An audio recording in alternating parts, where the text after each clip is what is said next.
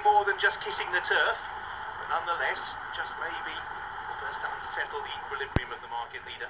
Carmorlock in fifth, Vezelay, and Perfect Candidate. So now they turn, this shallower turn, making the straight on the new course considerably longer, more galloping in nature, but more time to spy this next fence, which on the other circuit comes up quite quickly off the bend.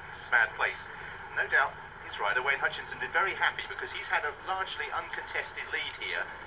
He's popping away out in front from Many Clouds. Third place for Silvianaco Conti, Carmorlock, Thistlecrack in fifth place, and then Vezelay. Perfect Candidate is finding this a little bit hot. So Mad Place out in front. Many Clouds. Thistlecrack just being moved a little bit closer. Silvianaco Conti, Carmorlock, and Vezelay as they set out on their final circuit. 10 fences to take. Mad Place, winner of this race 12 months ago, leads Many Clouds, racing on the inside of Thistlecrack, heading out on their final circuit. Still to play for me. It certainly is, and it's interesting to see the Tomskews move them up a little bit, not allowing Mad Place the luxury of dictating things. And you can see the pace is visibly quicker. But you said, Ruby, you were pleased with the little mistake that Thistlecrack. Yeah, just to, I think that'll teach him a lot. Wake him up.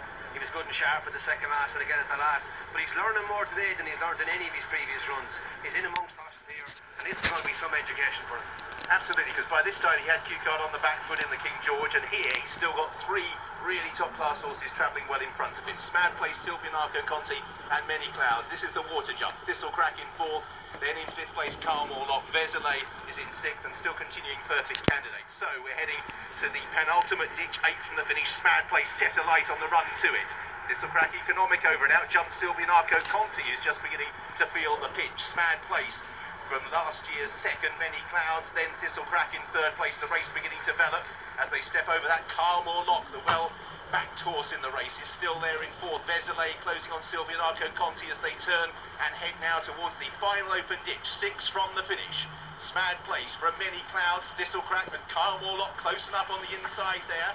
Vezelay in fifth and Silvianaco Conti, the first of the big guns to crack now as they head uphill. 5 to take. Mad Place out in front. Many Clouds in second. Thistlecrack in third as the race just begins to bubble up. Thistlecrack took that outside Carmorlock. Then Vezelay, Silvianaco Conti and Perfect Candidate are both beginning to lose touch. So downhill in this Bet-Right Trail cross Cotswold Chase, and as they run downhill, Many Clouds now puts it to Mad Place. Thistlecrack pulled out now. He's known he's been in more of a battle. 4 out, he wasn't great there. And the first 2 got a little bit of a break on him, but for the first time in his chasing career, the equilibrium of Thistlecrack was just ruffled by the old experienced Many Clouds and Mad Place. Down towards the third last, Thistlecrack given time to refine that stride, closing down again on the front 2, then Carmorlock. Thistlecrack landed steeply over 3 out. Many Clouds has the lead from Mad Place. Thistlecrack, Tom Scunemore just having to try and get the front 2 to come back to him. He's still sitting quietly,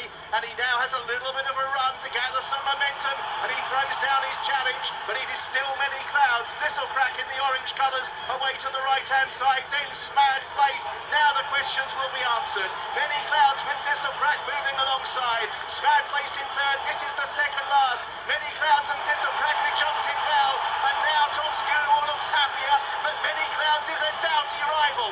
It is Thistlecrack heading towards the last. In front from Many Clouds as that length in it. Thistlecrack, Many Clouds won't go away, and he lands back alongside, and now Thistlecrack is going to have to learn to win ugly on the far side. He thrusts his head back with Many Clouds. Thistlecrack narrowly from Many Clouds, who's shifting right-handed. Thistlecrack, but Many Clouds is getting back to him, and Many Clouds and Thistlecrack hit the line, but I think Many Clouds may have nutted Thistlecrack out of it in an epic battle.